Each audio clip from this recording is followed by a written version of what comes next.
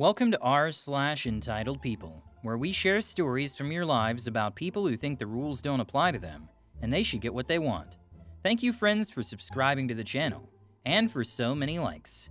And today we have 3 great stories, so subscribe, hit the like button, and let's begin. The first story: how one employee stood up to abuse, refused to sign unjust documents, and triumphed. The second story: inside the chaos, hotel owners' bizarre accusations and management meltdown.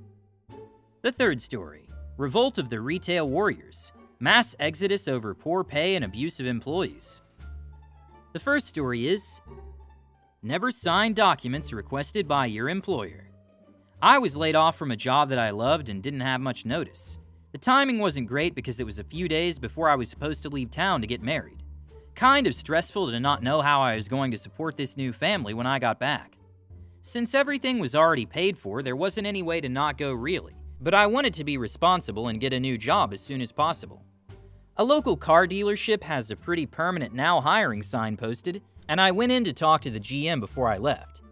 They guaranteed $4 grand a month for the first 3 months during training, and then went to a commission-only structure.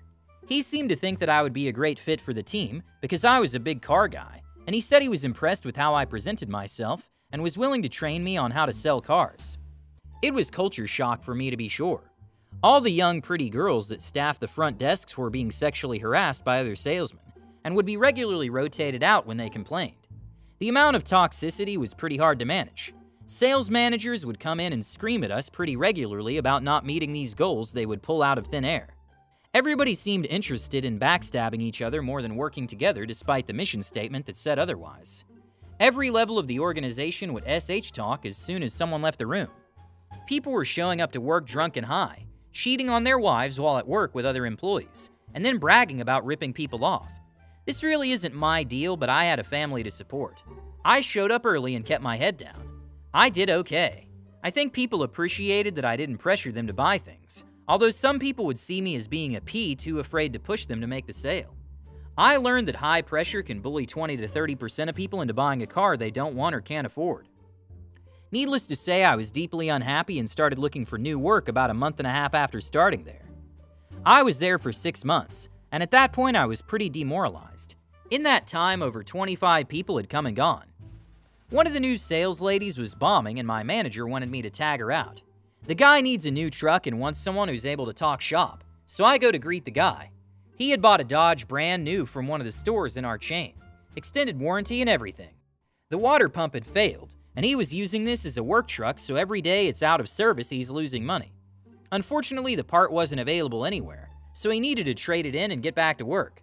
I found a truck he liked, a beautiful F-250 Lariat diesel, and he was very happy with it. So I go get the offer letter from the desk and bring it back to him.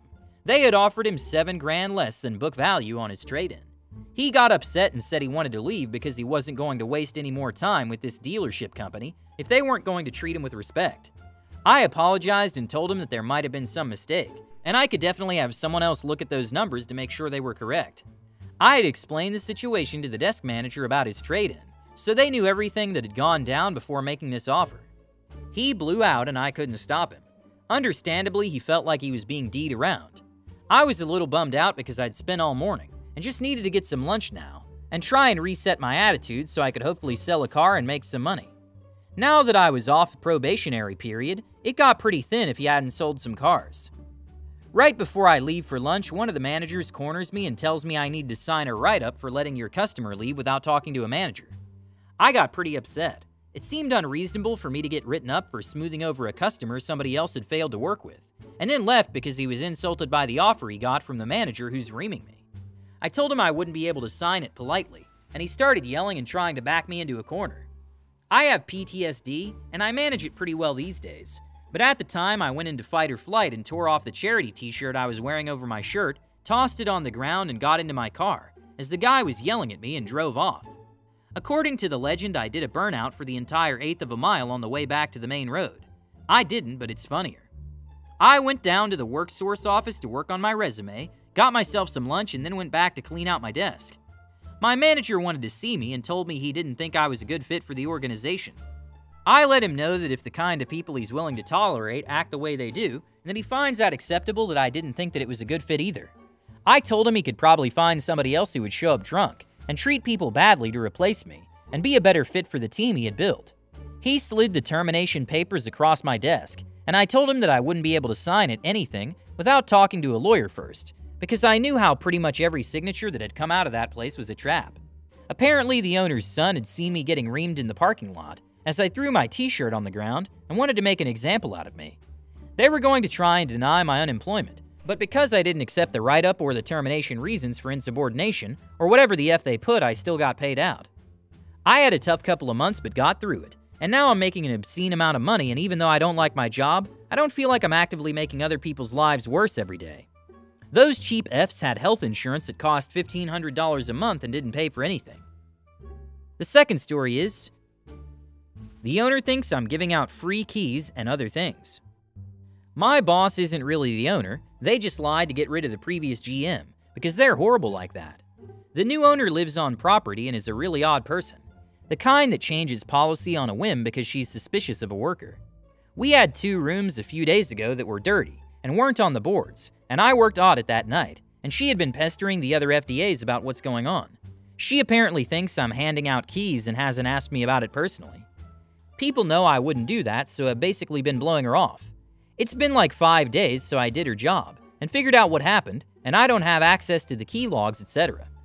The first room was checked in by A shift. She took payment and gave them keys, but didn't actually check them in. The owner changed policy earlier to charge all rooms around 6 p.m. I know some places do that, but we don't. Audit is supposed to run GTD rooms as no-shows, which will charge them then as no-shows for auditing purposes. A quick detour. A week or so ago, the FDA charged a 2-day reservation as instructed.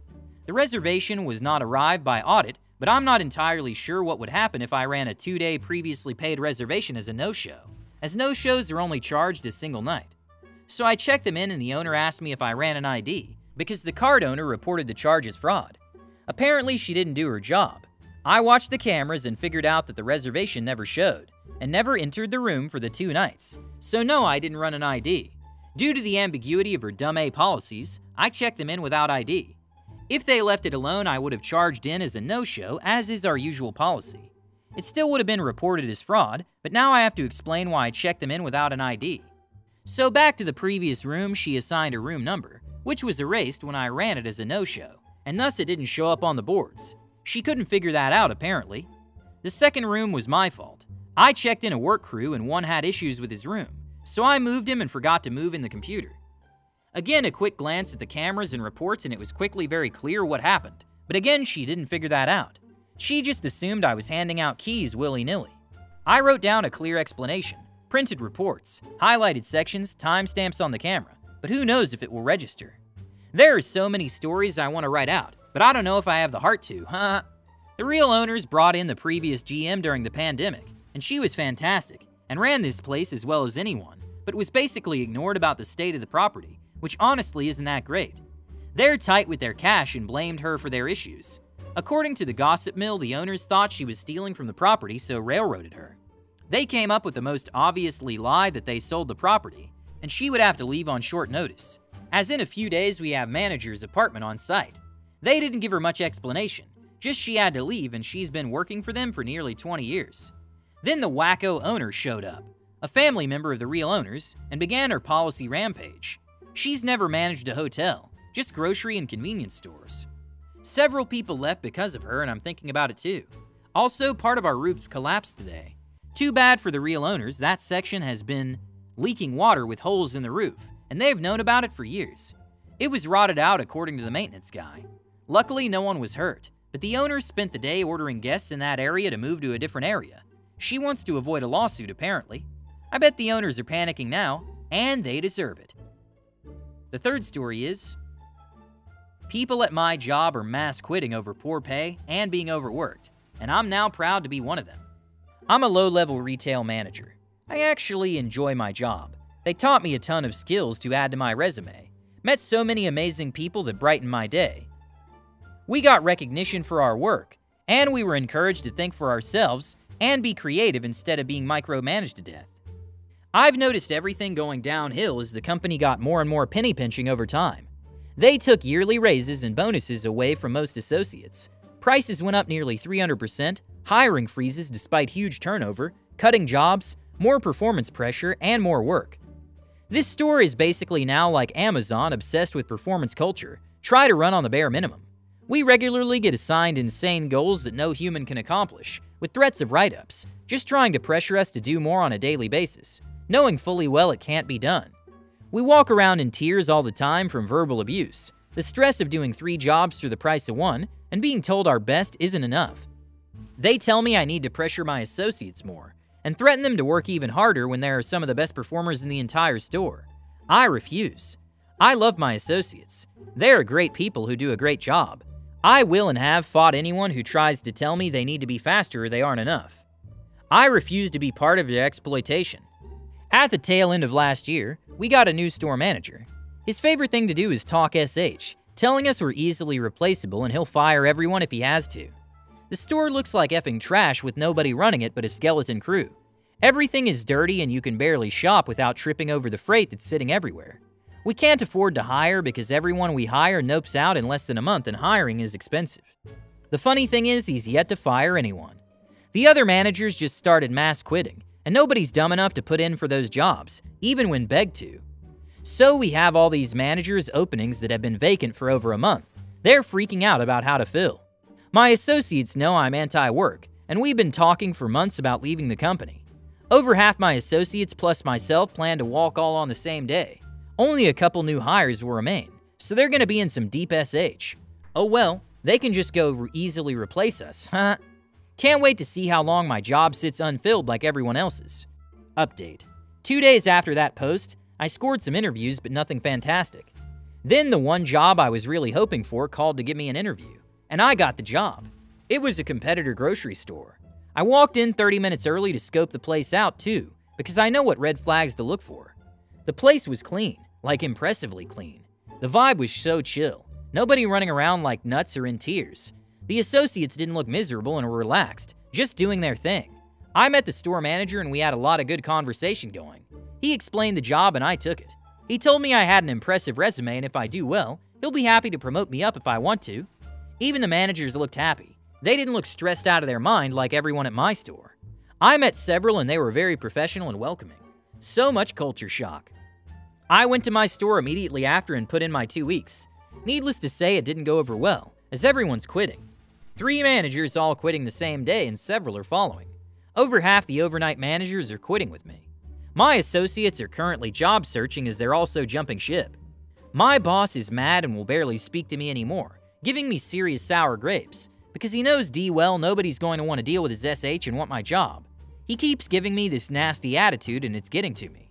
I got a lot of SH my first day after putting in my 2 weeks. I'm seriously considering just outright quitting, as I don't need his reference or the money that bad. I'll hang in there for another week and a half if I can, just in case. But if I can't or they really peeve me off, I'll just walk. Edit. I quit today. Thank you for watching. Hit the like button and subscribe to the channel.